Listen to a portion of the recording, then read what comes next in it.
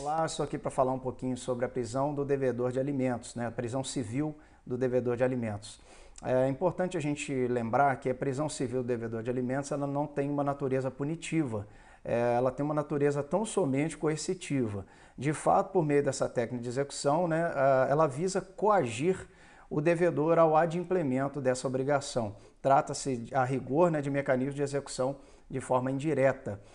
O que diz a Constituição a respeito disso? A Constituição de 88, ela autoriza a prisão civil em duas hipóteses, sendo a primeira no caso do depositário infiel e no caso do responsável do inadimplemento de obrigação alimentar, né, conforme determina lá o artigo 67, lá no inciso 67 do artigo 5º.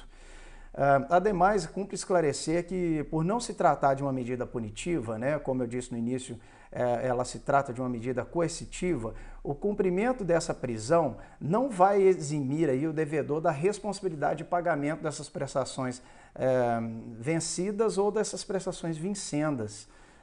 Como reza lá o artigo 733, no parágrafo 2º do novo CPC, que ele reza o seguinte, olha, o cumprimento da pena não exime o devedor do pagamento das prestações vencidas ou vincendas. Enfim, para que ocorra então essa decretação da prisão civil por ausência de pagamento de pensão alimentícia, são necessários alguns requisitos, sendo ele a citação do devedor para que em 3 dias efetue o pagamento, ele tem que provar ou se fez esse pagamento ou justificar por que não fez ou a impossibilidade de efetuar esse pagamento. A outra é a inércia voluntária e inexcusável do devedor, seguida também da ausência de pagamento das prestações dos 3 meses imediatamente anteriores à execução. O que a doutrina diz a respeito? Alguns doutrinadores, sendo um deles a Maria Helena Diniz, ela diz que os alimentos podem ser conceituados como prestações devidas para satisfazer o quê? Satisfazer a necessidade daquele que não pode prover com trabalho próprio. Então, desse modo, nós temos os termos alimentando, ele pode ser entendido como tudo aquilo que é necessário para a subsistência.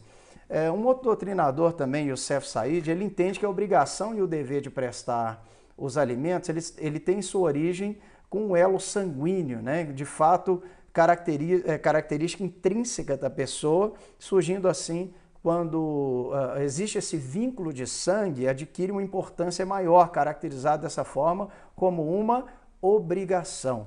O que a jurisprudência diz? Tem alguns casos julgados aí, e um analisado até pelo STJ, através do relator ministro Ricardo Vilas Boas Cova, em uma publicação muito recente, agora de agosto de 2018, onde houve uma tentativa de habeas corpus aí, e compulsos autos, que verificou que o paciente não vem efetuando o pagamento devido a título de pensão alimentícia ao filho menor, razão pela qual está sendo executado pela dívida referente ao período de janeiro de 2013 a dezembro de 2015.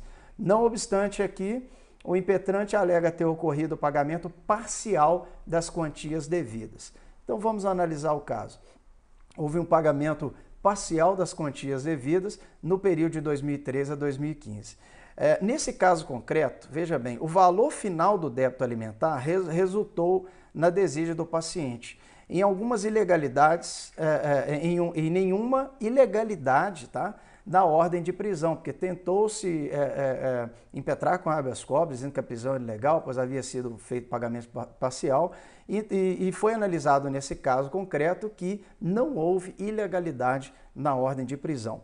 Em resumo, a norma processual civil, né, e a lei de alimentos, ela atendendo aos dispositivos da Constituição Federal, ela estabelece diversas maneiras aí do credor executar a obrigação alimentícia sem que ocorra primeiramente a coação pessoal do devedor. De fato, como nós sabemos, a prisão civil é uma medida excepcional que só deveria ser aplicada em casos extremos, né, em que o devedor, embora possua meios de saldar a dívida, ele se recuse a fazê-lo.